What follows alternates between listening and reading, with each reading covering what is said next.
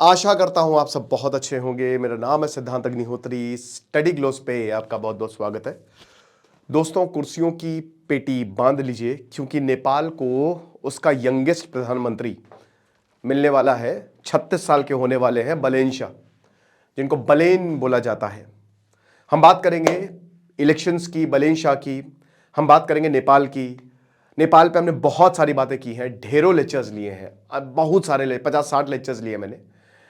और सबसे बड़ी बात, भारत पर इंपैक्ट क्या होगा। चलिए एक एक करके आगे बढ़ते हैं, लेकिन उससे पहले अगर आप YouTube, अगर आप AI और थंबनेल बनाना सीखना चाहते हैं तो तीनों कोर्स कंबाइंड अभी 1200 के हैं। डिस्क्रिप्शन कमेंट बॉक्स में लिंक है। तो ये है बलेन शाह। अच्छा सुनो, आपको याद होगा कि नेपाल में जेन जी प्रोटेस्ट हुए जो कि भारत के लिए अच्छे रहे। देखिए, अमेरिका कहते तो है भाई CIA शामिल है। बांग्लादेश में जो हुआ सेम चीज सबसे पहले तो श्रीलंका में जो चीज रिपीट की गई वो सेम चीज बांग्लादेश में रिपीट हुई। बांग्लादेश में जो चीज रिपीट की गई वही टूल किट, सेम चीज वही टूल किट जो है वो नेपाल के लिए इस्तेमाल की गई। और वही अब पाकिस्तान में भी देखने को मिला। तो हर जगह दिक्कतें हैं, प्रॉब्लम्स हैं जो कि अमेरिका क्रिएट कर रहा है। अब देखिए, वैसे तो नेपाल की मोनार्की और नेपाल की पार्टी डेमोक्रेसी को लेकर काफी जंग हुई है। नेपाल अपने आप को असल हिंदू राष्ट्र बोलता है कि असली हिंदू हम हैं, ठीक है।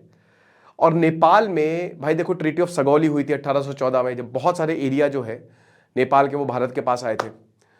अब उसको लेकर काफी ज्यादा अभी विवाद होता है। जो बॉर्डर्स हैं अभी वो हैं, उसको तो कोई चेंज कर नहीं सकता।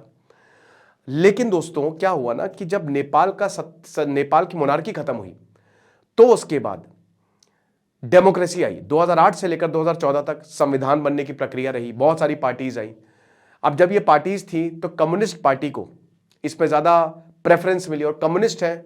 चाइना ने इंटरफियर किया जबरदस्त तरीके से और एंटी इंडिया स्टैंड रहा। मोनार्की का स्टैंड प्रो इंडिया था, बट जो पार्टीज हैं ज्यादातर कम्युनिस्ट, उसका स्टैंड जो है वो एंटी इंडिया रहा। 2015 में फिर जो ब्लॉकेड हुआ, इकोनॉमिक ब्लॉकेड हुआ, मधेशिया कंट्रोवर्सी हुई, बहुत सारी दिक्कतें हुई, प्रॉब्लम्स हुई।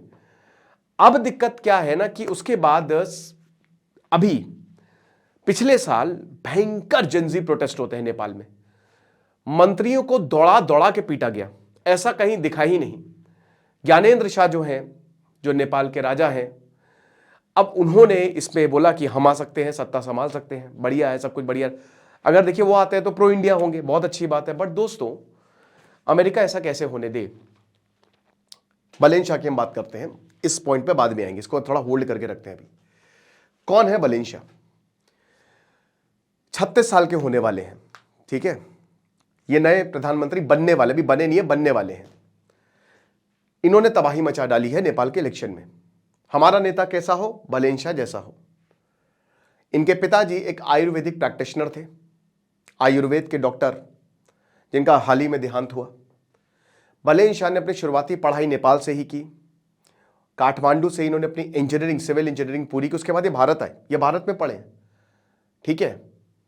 बैंगलोर में इंजीनियरिंग कॉलेज से, मतलब इन्होंने पोस्ट ग्रेजुएट किया वहां से, ठीक है ना। और इनका जो सब्जेक्ट सिविल इंजीनियर थे, तो वही कि स्ट्रक्चर इंजीनियरिंग की, कैसे बड़े बड़े स्ट्रक्चर करे की जाए, प्लान्ड सिटीज कैसी बनाई जाए। तो वहां से, मतलब एक तरीके से कर्नाटक से इन्होंने जो है वो अपनी, कहते हैं ना कि पोस्ट ग्रेजुएशन पूरा किया। तो भारत में रहे हैं ये। अब आप सोच रहे होंगे कि भारत में रहे हैं, देखिए नेपाल और भारत का ना रोटी वही है, रोटी बेटी का रिश्ता बांग्लादेश के साथ है। बट भारत हमेशा नेपाल को छोटा भाई मानता है। और नेपाल वीजा फ्री है, मतलब लोग यहां पे आते हैं, काम करते हैं, हम वहां पे जाते हैं। आपको पता है कि बिल्कुल एक भाइयों जैसा रिलेशन है हमारा। लेकिन प्रॉब्लम पिछले 25 सालों से तो बहुत बड़ी है। तो बलेन शाह जो है अब वो आते हैं पॉलिटिक्स में। इससे पहले ये रैपर थे।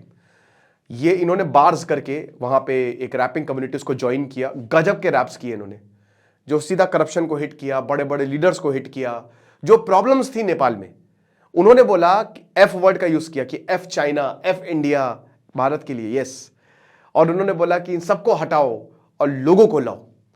बहुत पॉपुलर हुए, बहुत जबरदस्त पॉपुलर हुए। इन्होंने 4 साल पहले 2022 में इन्होंने नेपाल का मेयर इलेक्शन लड़ा, जीत गए, मेयर बन गए, यंगेस्ट मेयर बनेंगे नेपाल में। काठमांडू में इन्होंने बहुत काम भी किया, जो इलीगल स्ट्रक्चर्स थे उन्होंने तोड़वा दिए, सफाई करवाई, अच्छा किया इन्होंने, काठमांडू को बहुत बेहतर बनाया। तो जब आप लोगों के लिए काम करते हो तो फिर लोग आपको सराखों पे चढ़ाएंगे, और इसी बीच 2025 में नेपाल में प्रोटेस्ट हो गए, जेनजी रेवोल्यूशन आ गया। सुशीला कार्की जो जज थी वो इंटरिम लीडर बनी कि जब तक इलेक्शन नहीं होती है मैं सत्ता संभालती हूं। सब कुछ बढ़िया रहा, लेकिन अब इलेक्शन हो रहा है, आज इलेक्शन रिजल्ट आ रहे हैं। अब नेपाल में वैसे टोटल 275 सीटें हैं, 275 सीट्स हैं, जिसमें से 165 जो है वो डायरेक्ट चुनी जाती हैं और 110 की इनडायरेक्ट वोटिंग होती है, ठीक है, प्रोपोर्शनेट है ना। तो यहां पे 165 में सीधा वोट है और अभी जो रिजल्ट आ रहे हैं उसमें 72 सीटों से आगे चल रहे हैं। 72 सीटें इनकी जो स्वतंत्र पार्टी है, जो इन्होंने अभी 3 साल पहले ज्वाइन की। बलेंचा पहले निर्दलीय लड़े थे, लेकिन अभी इन्होंने स्वतंत्र पार्टी ज्वाइन की है, राष्ट्रीय स्वतंत्र पार्टी। तो इनकी पार्टी अभी 72 सीटों पर आगे चल रही है और इकलौता, मतलब आप ये मानिए इन अपने बल पे इन्होंने जिताया है इलेक्शन। अब आप बोलेंगे सर बाकियों का क्या? बाकी है, कम्युनिस्ट पार्टी है, सीपीआईयू, सब 5 सीटें, 3 सीटें, 1 सीटें सिंगल डिजिट में है। केपी ओली की पार्टी सिंगल डिजिट में है। केपी ओली को लगभग देश छोड़ना पड़ गया था, ये चीज है। तो बलेंशा will be the next PM. अब हो सकता है कि अब खुद से त्याग दे तो त्याग दें, बट 36 साल में यंगेस्ट पीएम होने वाले हैं। झापा 5 ये कंस्टिट्यूएंसी है, काठमांडू से 300 किलोमीटर दूर।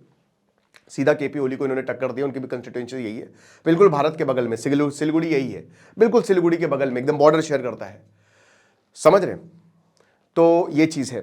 एक भाई इतनी इनकी पॉपुलैरिटी है कि एक झलक बलेंशा की देखने के लिए ना भीड़ उमड़ती है। और यहां पे बलेंशा, एक आदमी कह रहा है कि भाई सॉफ्टवेयर इंजीनियर 23 साल का, कि हमको हमारी सारी प्रॉब्लम का सोल्यूशन बलेंशा है। एक और कह रहे हैं कि भाई पढ़ा लिखा इंसान, इसको आना चाहिए। एक 7 साल की बच्ची कह रही कि मुझे आज फीवर था, लेकिन मैं अपने पिताजी के साथ इनको देखने आई हूं। इस तरीके का क्रेज है, ठीक है। जैसे ही बलेंशा आते हैं, अभी तो उन्होंने लुक काफी चेंज कर लिया है, इस तरीके का देख सकते हैं ना कि एकदम ट्रिम बियर्ड है, एकदम बढ़िया, तो पागल हो जाते हैं लोग। बट यहां पे एक पॉइंट आता है, अभी तक जिस तरीके से बलेंशा दिखे है ना, पॉइंट इंडिया है। कैसे? उनके स्टेटमेंट्स को पकड़िए। आदि पुरुष कंट्रोवर्सी हुई, बलेंशा ने बोला मां सीता नेपाल की है, भारत की नहीं है। कैसे उसमें भारत के दिखा दिया गया है, इसको बैन करो। बॉलीवुड मूवीज को बैन करने की इन्होंने बात की गई है। इन्होंने पाकिस्तान को ये बोला कि आप टेररिज्म, हर वक्त टेररिज्म आप पाकिस्तान पे क्यों थोप देते हो, ऐसा नहीं है। और इन्होंने अखंड नेपाल यानी कि ग्रेटर नेपाल का मैप लगा दिया था अपने ऑफिस में। अब जब इनसे ये पूछा गया कि ऐसा क्यों किया आपने, तो बोला कि भारत ने भी तो अखंड भारत का मैप लगाया है 2023 में, तो मैंने भी अपने ऑफिस में अखंड नेपाल, ग्रेटर नेपाल का मैप, जो ट्रीटी ऑफ सिगौली से पहले था, वो सारे एरियाज हमारे पास है। भारत की प्रॉब्लम्स है। देखिए भारत के लिए क्या वहां पे दिक्कतें हैं। भारत वही जो काला पानी और लिम्पेधुरा, वो जो इशू है, बॉर्डर इशू है, एक तो वो बहुत बड़ी प्रॉब्लम है। उसके बाद आपका ये जो इंटरफेयर, कि हमको बिग ब्रदर कहता है, हमको बिग ब्रदर, नेपाल इससे चिढ़ता है कि आप हमको बिग ब्रदर, आप इंटरफेयर करते हो, आपकी हद से ज्यादा इंटरफेरेंस है।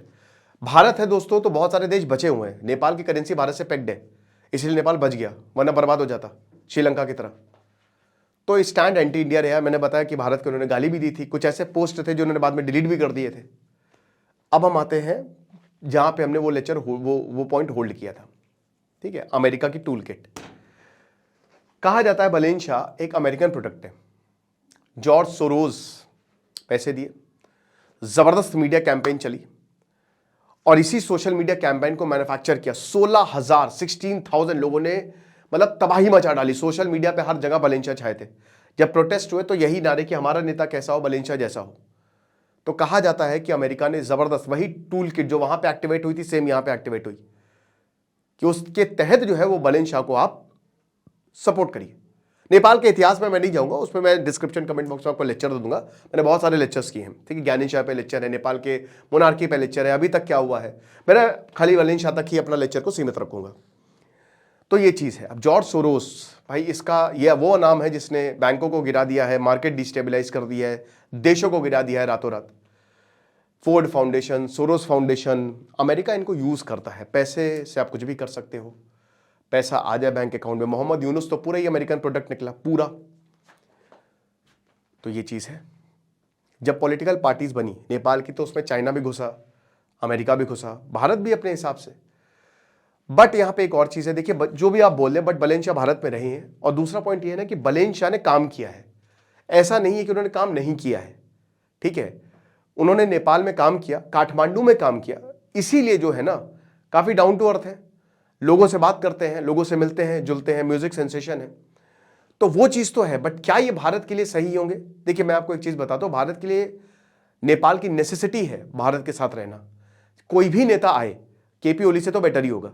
केपी ओली तो बिल्कुल भी सही नहीं थे भारत के लिए, हालांकि रिलेशंस वो भी खराब भारत से नहीं किए, क्योंकि मैंने क्या बताया, वो नेसेसिटी है। तो मेरे ख्याल में बलेन शाह कहना तो अभी इंपैक्ट भारत पे क्या होगा ये थोड़ा अर्ली होगा।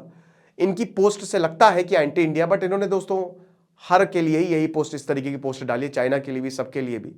लेकिन जब ये पीएम बनेंगे तो जाहिर सी बात है भारत से रिलेशन अच्छे ही होंगे, क्योंकि एक तो भारत में रहे हैं, भारत से सीख के गए हैं, भारत से ही इन्होंने विद्या ली है। तो जाहिर सी बात है उनको भी पता है कि भाई जो हमारे देश, क्योंकि उन्होंने बोला कि भाई जो हमारे हित में होगा वो हम आगे बढ़ेंगे। बट हाँ, एक रिस्क तो है। बाकी आपको क्या लगता है आप मुझे कमेंट बॉक्स में बताइएगा। और हमारे जो नेपाल के भाई बहन हैं वो भी बिल्कुल आप बताइए कि आपको क्या लगता है, व्हाट डू यू थिंक। और बस यही है, खुश रहिए, पढ़ते रहिए। दिस इज सिद्धांत अग्निहोत्री साइनिंग ऑफ।